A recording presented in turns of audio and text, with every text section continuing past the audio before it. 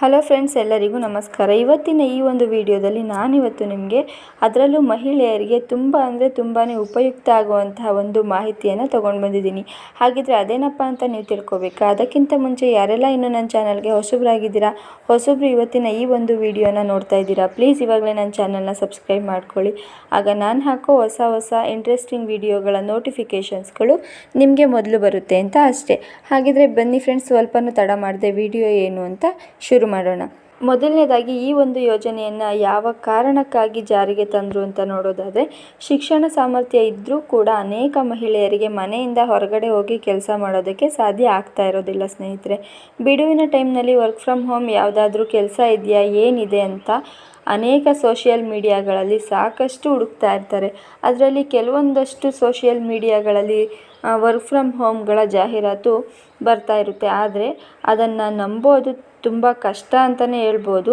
ಕೆಲವೊಂದು ಫೇಕ್ ಇರುತ್ತೆ, ಕೆಲವೊಂದು ರಿಯಲ್ ಇರುತ್ತೆ. ಆದರೆ ಅನೇಕರು ಹಣ ಪಡ್ಕೊಂಡು ಮೋಸ ಮಾಡಿದ್ರೆ ಮತ್ತೆ ಕೆಲವರು ಏನು ಮಾಡ್ತಾರೆ ಅಂದರೆ ಕೆಲಸ ಮಾಡಿಸ್ಕೊಂಡು ಸಂಬಳ ನೀಡೋದಿಲ್ಲ.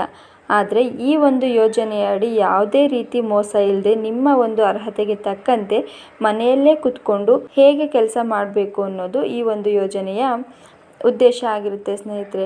ಆರ್ಥಿಕವಾಗಿ ಸ್ವಾವಲಂಬಿಗಳಾಗಬೇಕು ಎನ್ನುವ ಮಹಿಳೆಯರಿಗೆ ಈ ಒಂದು ಸರ್ಕಾರದ ಯೋಜನೆ ಇದಾಗಿರುತ್ತೆ. ಇನ್ನು ಈ ಒಂದು ಯೋಜನೆಯ ಬಗ್ಗೆ ಒಂದಿಷ್ಟು ಮಾಹಿತಿ ಏನು ಅಂತ ತಿಳ್ಕೊಳ್ಳೋದಾದರೆ, ಈ ಯೋಜನೆಯಡಿ ಅರ್ಹ ಮಹಿಳೆಯರಿಗೆ ಮನೆಯಿಂದಲೇ ಕೆಲಸ ಮಾಡುವಂಥ ಅವಕಾಶವನ್ನು ಸರ್ಕಾರ ನೀಡಲಾಗ್ತಾ ಇದೆ ಸ್ನೇಹಿತರೆ. ಮಹಿಳೆಯರ ಆಸಕ್ತಿ ಮತ್ತು ಕೌಶಲ್ಯಕ್ಕೆ ಅನುಗುಣವಾಗಿ ಕೆಲಸವನ್ನು ನೀಡಲಾಗುತ್ತೆ. ಅವರನ್ನು ಆನ್ಲೈನ್ ಮಾಧ್ಯಮದ ಮೂಲಕವೇ ಕೂಡ ಅವರು ಸಂಪರ್ಕಿಸಿ ವರ್ಕ್ ಫ್ರಮ್ ಹೋಮನ್ನು ನೀಡಲಾಗ್ತಾ ಇದೆ. ಇನ್ನು ಮುಖ್ಯಮಂತ್ರಿ ವರ್ಕ್ ಫ್ರಮ್ ಹೋಮ್ ಯೋಜನೆಯ ಲಾಭ ಏನು ಅಂತ ನೋಡೋದಾದರೆ, ಮುಖ್ಯಮಂತ್ರಿ ವರ್ಕ್ ಫ್ರಮ್ ಹೋಮ್ ಯೋಜನೆಯೊಂದಿಗೆ ಕೆಲಸ ಮಾಡುವಂಥ ಮಹಿಳೆಯರು ತನ್ನ ಮನೆಯ ಜವಾಬ್ದಾರಿಗಳ ಜೊತೆಗೆ ತನ್ನ ವೃತ್ತಿ ಜೀವನವನ್ನು ಕೂಡ ಮುನ್ನಡೆಸ್ಕೊಂಡು ಹೋಗ್ತಾ ಇರ್ಬೋದು. ಈ ಯೋಜನೆಯ ಅಡಿ ಮಹಿಳೆಯರು ಮನೆಯಿಂದ ಹೊರಗಡೆ ಹೋಗದೆ ತಮ್ಮ ಇಷ್ಟದ ಕೆಲಸವನ್ನು ಮಾಡ್ಬೋದಾಗಿರುತ್ತೆ ಸ್ನೇಹಿತರೆ.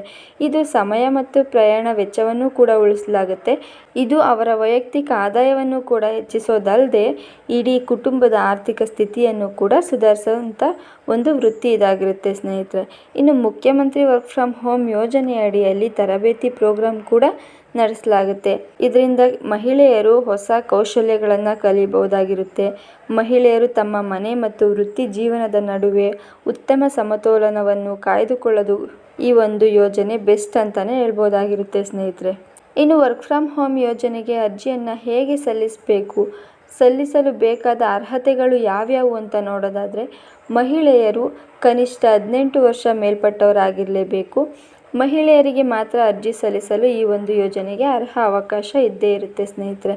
ಆರ್ಥಿಕವಾಗಿ ದುರ್ಬಲ ವರ್ಗದವರಿಗೆ, ವಿಧವೆಯರು, ವಿಚ್ಛೇದಿತರು, ವಿಕಲಾಂಗರು, ಹಿಂಸಾಚಾರಕ್ಕೆ ಒಳಗಾದ ಮಹಿಳೆಯರಿಗೆ ಈ ಒಂದು ಹೆಚ್ಚಿನ ಆದ್ಯತೆಯನ್ನು ನೀಡಲಾಗ್ತಾ ಇದೆ. ಅರ್ಜಿದಾರರು 8ನೇ ತರಗತಿಯಿಂದ 10ನೇ ತರಗತಿ ಪಾಸ್ ಆಗಿರಲೇಬೇಕು.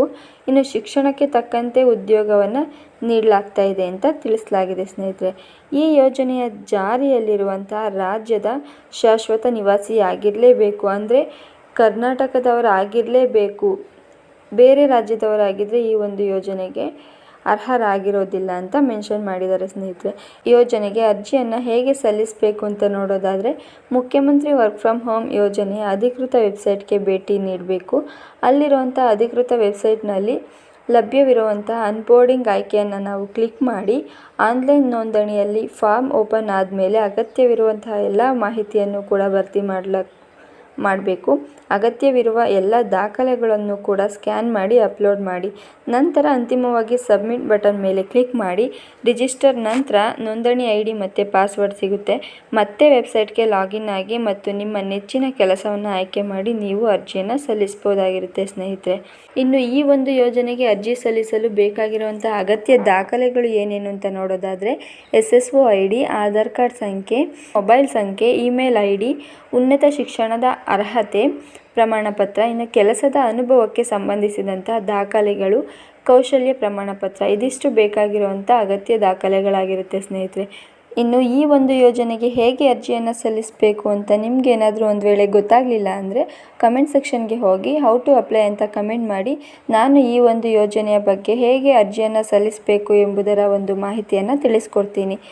ಇವತ್ತಿನ ಈ ಒಂದು ವಿಡಿಯೋ ಯಾರಿಗೆಲ್ಲ ಹೆಲ್ಪ್ಫುಲ್ ಆಗಿದೆ ಆ್ಯಂಡ್ ಯೂಸ್ಫುಲ್ ಆಗಿದೆ ಪ್ಲೀಸ್ ನಿಮ್ಮ ಫ್ರೆಂಡ್ಸ್ ಆ್ಯಂಡ್ ಫ್ಯಾಮಿಲಿಗೂ ಕೂಡ ಶೇರ್ ಮಾಡಿ. ಯಾಕಂದರೆ ಈ ಒಂದು ಯೋಜನೆಯ ಲಾಭಾಂಶವನ್ನು ಅವರು ಕೂಡ ಪಡ್ಕೊಳ್ಳಿ ಅಂತ ಅಷ್ಟೇ. ಹಾಗೂ ಲೈಕ್ ಮಾಡಿ, ಶೇರ್ ಮಾಡಿ, ಕಮೆಂಟ್ ಮಾಡೋದನ್ನು ಮರಿಬೇಡಿ ಅಂತ ಹೇಳ್ತಾ ಇವತ್ತಿನ ವಿಡಿಯೋನ ಮುಗಿಸ್ತಾ ಇದ್ದೀನಿ. ಎಲ್ಲರಿಗೂ ಧನ್ಯವಾದಗಳು.